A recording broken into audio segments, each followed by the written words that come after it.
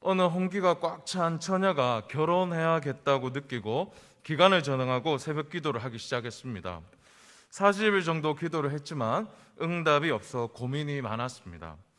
하루는 친구를 만나 이런저런 이야기를 하다가 기도의 응답이 없다며 고민을 털어놓았습니다. 친구는 이야기를 듣던 중 담임 목사님 설교를 말해 주었습니다. 목사님이 자기를 위한 기도는 응답이 늦고 다른 사람을 위해 기도하면 응답이 빠르다고 하셨어. 너도 다른 사람을 위해 기도하면 응답이 빠를 거야 라며 위로 섞인 말을 해주었습니다. 친구의 말을 들은 처녀는 다음 날 새벽부터 남을 위해 기도하기 시작했습니다. 하나님, 저희 어머니에게 사이가 필요합니다. 주세요. 이렇게 기도했습니다.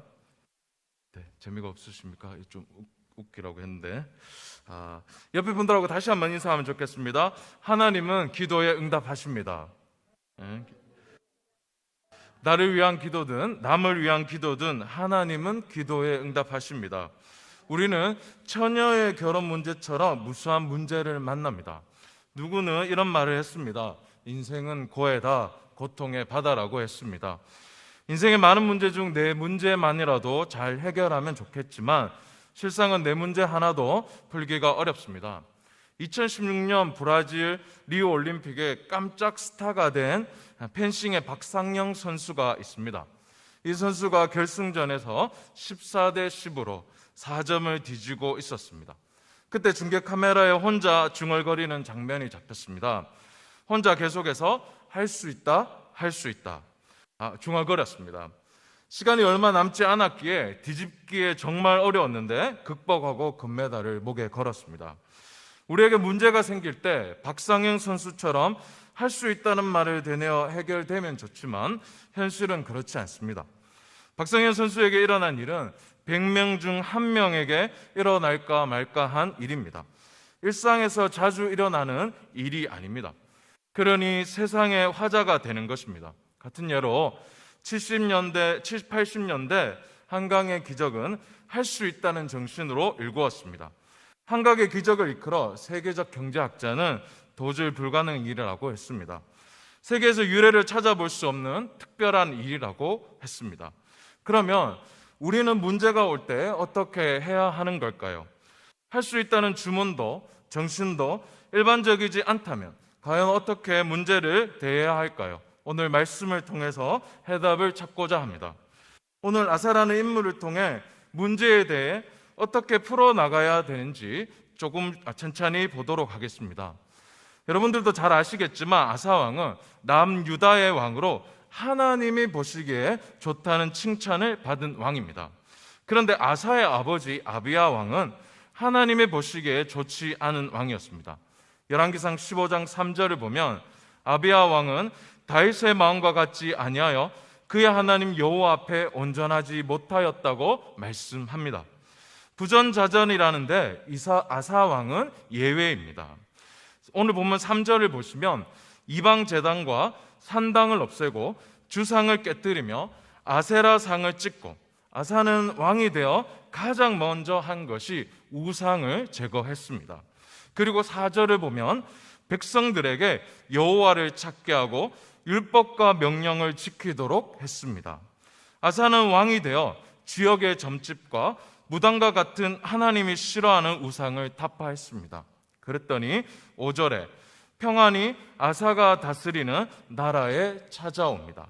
이어서 6절과 7절을 보면 아사왕은 전쟁의 위험이 사라지자 성읍을 건축하고 성곽과 망대와 문과 빗장을 만듭니다. 그리고 군사도 양성합니다. 아사는 하나님이 주시는 평안으로 모든 일을 순조롭게 진행합니다. 그런데 시작이 있으면 끝이 있듯 이 평안이 끝이 납니다. 9절을 보면 구스 사람 세라가 군사 100만을 거느리고 전쟁하기 위해 마레사에 이릅니다. 그 소식을 들은 아사왕은 비록 100만의 군대보다 적지만 58만의 군대를 이끌고 스바다 골짜기로 나가 11절에 하나님께 기도합니다. 그리고 맞붙은 싸움에서 승리를 거두는 것이 오늘 본문의 이야기입니다. 오늘 아사왕은 문제 앞에서 승리자가 됩니다. 다시 본문을 보면 어떻게 문제에 대해 승리하게 되었는지를 보겠습니다. 아사는 왕이 된 후 가장 먼저 윗대로부터 내려오던 우상 숭배를 파괴합니다. 우상 숭배는 하나님과 바른 관계를 맺지 못하게 합니다. 그래서 우상 숭배가 관여한 곳에는 문제가 끊이지 않습니다. 아사 왕은 사람을 멸망의 길로 가게 하는 우상 숭배를 끊어냅니다. 우리는 삶에 문제가 일어날 때 가장 먼저 해야 하는 것이 우상을 없애야 합니다. 문제와 마주할 때 해결 방법이 뭐가 있을까 하며 세상에 눈을 돌리는 것이 아니라 내 안에 우상이 무엇인지 알고 그 우상을 찍어 버려야 합니다. 우상이라는 것은 안주나 서나 눈만 뜨면 찾게 되는 것을 말합니다. 입에서 돈이 떠나지 않으면 돈이 우상이고 자식이 떠나지 않으면 자식이 우상입니다. 외모가 떠나지 않으면 외모가 우상인 거고 학벌이 떠나지 않으면 학벌이 우상인 겁니다. 내가 애타게 찾는 것, 그것이 우상입니다. 이것을 먼저 찍어버려야 하는 겁니다. 그런데 실상은 우상을 찍어버리는 것이 어렵습니다. 왜냐하면 주변 환경이 우상인지 아닌지 모르게 하기 때문입니다. 남들 다 그렇게 사는데 뭐 나 하나 괜찮다며 슬쩍 넘어가게 됩니다. 그런데 이것이 쌓이다 보면 문제가 나를 삼키게 됩니다. 환경을 탓하지 말고 무슨 일이 있어도 내 안에 우상이 무엇인지 알고 그것을 버려야 합니다. 오늘 아사왕의 환경도 우상을 타파하기는 매한가지였습니다. 아사왕의 환경은 크게 내부와 외부로 나누어서 볼 수 있습니다. 내부적으로는 아사왕은 최고 권력자가 아닙니다. 주석을 보면 아사왕의 아버지 아비야가 아내를 14명을 두었습니다. 그중 아사의 어머니가 이 시대의 최고 권력자였습니다. 그리고 아사왕의 어머니는 하나님을 섬긴 것이 아니라 이방신을 섬기며 아세라상을 이스라엘 사회에 세웠습니다. 아사의 어머니는 권력을 가졌고 이방신을 섬기는 여인이었습니다. 자연히 남유다 백성들은 우상 숭배에 깊이 젖어 있습니다. 이것을 이해하기 쉽게 예를 들겠습니다. 대도시의 대학가나 유동인구가 많은 곳에 가보셨지만 그곳에는 타로점이 많습니다. 타로점은 명백한 우상입니다. 그런데도 쉽게 접할 수 있는 이유는 미디어가 한몫했습니다. 예능에서 연예인들이 장난삼아 호기심으로 타로점을 보는데 그것이 너무 잘 맞습니다. TV를 보는 사람은 나도 한번 볼까 하는 생각합니다. 그래서 그 역이나 보면 타로점이 많습니다. 그리고 또 다른 예를 들어보면 80년대 때 인기를 얻었던 드라마가 전설의 고향이라고 있습니다. 거기에 귀신은 나쁘게 나오지 않습니다. 선하고 좋게 그려지는 경우가 많습니다. 원한이 있어 구천을 헤매고 그리고 구술해 줍니다. 시청자들은 그런 걸 보면 마음이 짠합니다. 그래서 귀신은 때론 친근한 느낌마저 가지게 됩니다. 그 드라마의 영향으로 어렸을 때 귀신 놀이를 아무 생각 없이 하는 아이를 많이 보셨을 겁니다. 뭔가 무섭지만 귀신은 또한 뭔가 친근하기 때문입니다. 이처럼 이스라엘 백성들의 우상 숭배는 반감이 아니라 문화이고 친근함입니다. 즉 남유다의 우상 숭배는 일상 속 사람들의 깊은 곳에서 배어서 나오고 있었습니다.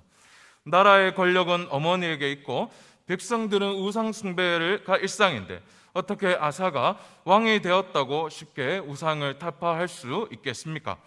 아사는 왕이라고 쉽게 우상을 타파할 수 있는 것이 아닙니다. 그렇지만 아사는 이런 상황에도 단호하게 우상을 파괴합니다. 우리의 삶에도 단호하게 우상을 끊어내는 1차적 작업이 우리에게 있어야 합니다. 우리 안에 깊숙이 박혀있는 우상을 끊어내기 위해 피를 흘리며 싸워야 하는 것입니다. 돈이 나의 삶을 해결해 주겠지, 사람이 내 문제를 해결해 주겠지, 직장이 학교가 세상이 말하는 우상을 끊어내지 않으면 그 굴레 속에 박혀서 살아가는 것이 제 많은 인생인 겁니다. 아사왕은 어머니의 신기를 살피며 백성들의 눈치를 보며 좋은 게 좋은 거라며 여기며 산 것이 아닙니다. 단호하게 우상을 끊었고 그것 앞에 실질적 행동을 했습니다. 너무나 힘들고 어려웠지만 그렇게 했습니다. 우리도 이러해야 한다는 겁니다. 환경 탓, 나이 탓하며 포기하는 것이 아니라 내 안의 우상이 무엇인지를 알고 끊어내야 합니다. 내 안에 숨겨져 내가 알지 못하는 그 우상을 끊어내지 못하면 그 근로 속에서 영원히 헤어나오지 못하고 죽을 때까지 그 죄의 종노릇으로 살아가게 됩니다. 이렇게 내 안의 우상과 싸우게 되면 주어지는 것이 있습니다. 6절을 보시면 여호와께서 아사에게 평안을 주셨으므로 그 땅이 평안하여 여러 해 싸움이 없은지라 그가 견고한 성읍들을 유다에 건축하니라. 우상을 끊어내면 문제에 짓눌려 숨조차 쉴 수 없던 삶이 하나님의 평안한 삶으로 바뀌게 됩니다. 한 번도 세상에서 평안을 누리지 못했는데 하나님이 주시는 평안으로 삶의 평안을 살게 됩니다. 여호와께서 아사에게 평안을 주셨으므로 아사 왕에게 평안이 허락되듯 우리의 삶에도 평안이 허락될 줄 믿습니다. 아사는 하나님의 평안 속에 잘 삽니다. 그런데 7절과 8절을 보면 아사는 이러한 평안 속에도 성읍을 건축하고 군사를 훈련합니다. 나라가 평안한데 이걸 다른 말로 부강하다고 합니다. 가만히 있지 않고, 부강함에도 불구하고 가만히 있지 않고 방비를 합니다. 아사가 10년 동안 평안을 할 때 이웃 나라로부터 침입을 받지 않았습니다. 자연스럽게 10년 동안 그 평안을 누리고 부강한 걸 느끼다 보면 방비라는 건 있게 됩니다. 그건 우리 역사를, 한국 역사를 보아도 그렇습니다. 이것을 다른 의미로 아사 왕은 교만해지지 않았다입니다. 아사는 지금 누리는 평안에 취해 내가 얼마나 대단한 사람인데 내가 이 모든 걸 이루어서 나를 이길 자는 없다고 생각할 수 있지만 그렇지 않고 겸손했습니다. 아사는 가장 교만해질 수 있을 때 교만하지 않고 자기를 지킨 사람입니다. 우리에게 평안이 올 때, 우리의 안에 있는 우상이 끊어지면 틀림없이 하나님이 주는 평안이 있는데 그 평안 앞에 간과할 수 있는 건 우리가 교만할 수 있다라는 겁니다. 역시 내가 하나님 잘 믿어서 이렇게 잘 사는 거야, 이렇게 평안이 있는 거야, 역시 하나님은 나의 편이라는 생각으로 교만해질 수 있습니다. 아사 왕이 겸손하듯 겸손해야 합니다. 내게 있는 평안 하나님이 주신 거야. 내가 잘나서, 내가 똑똑해서, 내가 대단해서가 아니야. 나는 언제나 망할 수 있다는 생각을 해야 합니다. 나르시시즘이라는 말을 들어보셨을 겁니다. 겨울에 비친 모습에 반해 먹지도 않고 쳐다보다 죽어서 나온 말입니다. 주위가 평안하면 나르시시즘에 빠집니다. 평안이 오면 온통 자기를 위해 시간을 쓰고 영원할 것처럼, 이 세상이 영원할 것처럼 삽니다. 지금 풍요에 취해 살며 자기의 기준으로 옳고 그름을 따지는 자기의가 강해집니다. 평안할 때 가장 교만해질 수 있습니다. 이럴 할 때 생각해야 합니다. 나는 과연 정말 이런 평안을 누릴 수 있는 사람인가? 절대 교만해져서는 안 됩니다. 그럼 교만하지 않을 방법은 무엇일까요? 아사가 성읍을 쌓고 군사를 훈련시키듯 나의 입술에 파수꾼을 세우고 혀를 훈련시켜야 합니다. 평안이 올 때 오직 나의 입술과 나의 생각 속과 나의 가슴은 하나님을 높이는 것에 초점을 두어야 합니다. 조금이라도 내가 잘나서, 내가 뛰어나서, 내가 했다가 아니라 하나님이 하셨어, 하나님이 인도해 주셔서라는 하나님의 주권을 인정하는 말을 해야 합니다. 1절을 보면 아사는 10년의 평안을 누렸다고 말씀합니다. 평안할 때 겸손한 아사는 10년이라는 어떻게 보면 긴 세월 동안 평안을 누리고 삽니다. 우리에게도 이런 복이 있기를 소망합니다. 그런데 9절에 10년 동안의 이 10년 동안의 평안이 끝나고 아사는 이전에 경험 한 번도 하지 못한 큰 어려움을 직면하게 됩니다. 100만의 군대를 거느린 구스 사람이 전쟁하려고 합니다. 아사는 58만, 구스는 100만. 이 전쟁은 외형적으로 보면 아사에게는 세 발의 피입니다. 아사 진영이 이길 확률은 없습니다. 좀 이해를 돕기 위해 6.25 전쟁 때 3일 만에 서울이 함락됩니다. 그리고 밀려서 내려가다가 유엔이 참전해 3개월 만에 다시 서울을 수복하고 다시 한 달 뒤 두만강까지 갑니다. 근데 그 두만강 때부터 중공군이 개입되어서 인해 전술로 밀고 왔습니다. 그때 부산까지 내려가게 됩니다. 아사가 지금 싸우려고 하는 이 형국은 바로 6.25 전쟁 때 중공군이 와 도저히 이길 수 없는 싸움과 같은 겁니다. 다윗과 골리앗 싸움이 외형적으로 볼 때 전혀 승산이 없는 싸움이듯 이 58만과 100만의 싸움은 그런 겁니다. 어떻게 58만으로 100만의 군대를 이길 수 있겠습니까? 누가 봐도 이길 수 없는 싸움 앞에 아사왕은 주눅들지 않습니다. 이 문제 앞에 당당히 나아가게 됩니다. 우리에게 이전과는 비교할 수 없는 큰 문제가 올 때 중요한 건 우리가 당당하게 이 문제를 맞서서 싸워야 한다는 겁니다. 문제가 무서워 이길 수 없다는 판단에 도망가 버리면 안 됩니다. 당당히 아사가 마레사 스바다 골짜기로 나간 것처럼 우리도 문제 앞에 당당히 나아가야 합니다. 그럼 어떻게 아사처럼 당당하게 이렇게 나갈 수 있을까요? 11절 말씀을 함께 읽도록 하겠습니다. 11절입니다. 아사가 그의 하나님 여호와께 부르짖어 이르되 여호와여, 힘이 강한 자와 약한 자 사이에는 주밖에 도와줄 리가 없사오니 우리 하나님 여호와여, 우리를 도우소서. 우리가 주를 의지하며 주의 이름을 의탁하고 이 많은 무리를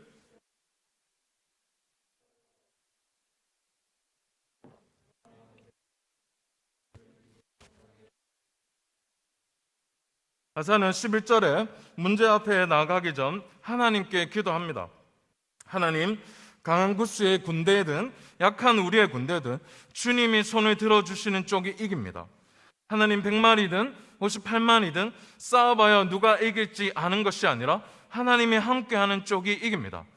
하나님이 이기겠다 생각하는 쪽이 이기는 것을 믿습니다. 그러니 우리와 함께 해 주십시오. 아사는 이렇게 기도한 겁니다. 아사는 하나님과 함께하는 쪽이 무조건 이긴다는 것을 믿었습니다. 그래서 당당하게 나갈 수 있었던 겁니다. 숫자상 58만과 100만은 단순 58명과 100명의 개념이 아닙니다. 군사의 수가 만 단위가 넘어가면 눈으로 보는 수치와 직접 그 100만을 보는 체감은 다른 겁니다. 아사는 100만의 군대를 보며 충분히 떨고 도망갈 수 있습니다. 이 싸움은 이길 수 없다라고 피할 수 있습니다. 그런데 11절의 기도 내용대로 믿음을 가지고 나아간 거죠. 하나님이 함께 하시면 무조건 이긴다는 그 믿음. 우리는 최종적으로 문제 앞에서 가져야 되는 마지막 단계는 우리 안에 있는 믿음인 겁니다. 이 문제 때문에 죽을 것 같고 저 문제 때문에 미칠 것 같아가 아니라 하나님이 나와 함께 하시면 문제가 없다라는 그 믿음이 있어야 된다라는 겁니다. 그러면 그때부터 문제는 문제가 아니게 됩니다. 이제는 너무 커, 이전에는 너무 커 문제에 압사당했지만 하나님이면 된다는 전적 신뢰가 문제를 작게 하는 겁니다. 유명한 야구 선수였던 이승엽 선수가 컨디션이 너무 좋을 때는 그 사람의 말을 빌리면 거짓말해서 공이 수박만 하다고 합니다. 사실 야구공은 작습니다. 그리고 야구 선수들이 공을 던지면 1점 몇 초 안에 들어갑니다. 140km, 150km를 넘나들기 때문에 금방 들어갑니다. 그래서 이 작은 공, 야구공을 친다라는 건 너무 어렵습니다. 제가 군에 있을 때 정말 프로 선수였고 엔트리도 들었던 사람이 군대를 늦게 왔습니다. 근데 그 체육 활동 시간에 장난으로 던지는 걸 치보겠다고 타석에 들어가 본 적이 있습니다. 그분이 슬쩍 던졌지만 제 눈에서 공은 보이지 않았습니다. 프로들이 던지는 공은 정말 빠릅니다. 이런 공이 수박만에 보인다면 못 친다는 건 바보입니다. 그래서 이승엽 선수가 홈런 신기록을 세운 겁니다. 여러분, 문제 앞에 하나님만 신뢰하면 홈런 신기록 세우듯 뻥뻥 쳐낼 수가 있습니다. 이승엽 선수가 수박만한 야구공 쳐낼 때 힘들이거나 어렵거나 괴로웠을까요? 그렇지 않습니다. 치면서 홈런이 하나하나 추가되는 걸 보며 기뻐했을 겁니다. 우리의 삶도 마찬가지입니다. 그래, 하나님이 해결자야, 하나님밖에 없지 하며 내가 이것 때문에 그렇게 고민했나? 내가 그렇게 힘들었나? 우습게 여기게 됩니다.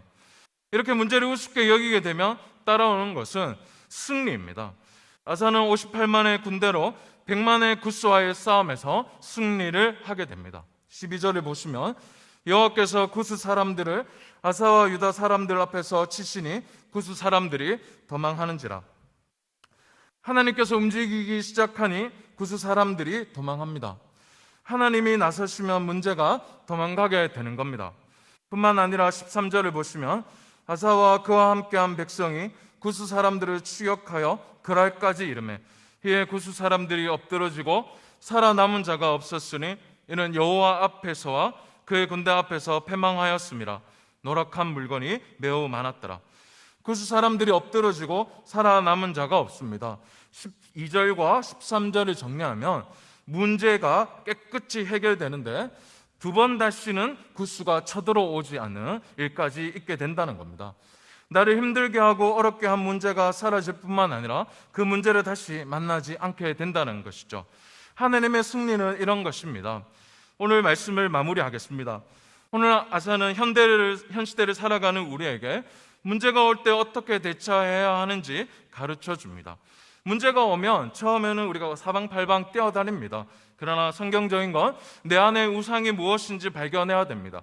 사실 우리 안에 있는 많은 문제들이 내 안에 있는 바로 사람의 죄성의 그 우상 때문에 발로가 되는 겁니다. 그래서 마음에 평안이 없는 겁니다. 그리고 이 우상을 먼저 해결하기 시작할 때 우리의 마음에 평안이 옵니다. 그런데 이 평안이 왔을 때 우리의 사람은 죄인이기에 교만해지기 시작합니다. 이러할 때 하나님을 높여야 됩니다. 그리고 마지막 최종적으로 우리가 진정한 문제의 승리, 다시 한 번 더 그 문제를 만나지 않는 비결은 내 안에 있는 모든 것들이 새로워지는 바로 하나님을 믿는 전적인 신뢰가 있어야 됩니다. 그럴 때 우리에게는 두 번 다시 그 문제로 인해 힘들어하거나 좌절하거나 괴로워하지 않게 됩니다. 여러분, 오늘 이 말씀대로 우리의 삶에 귀한 적용이 있으시기를 소망합니다.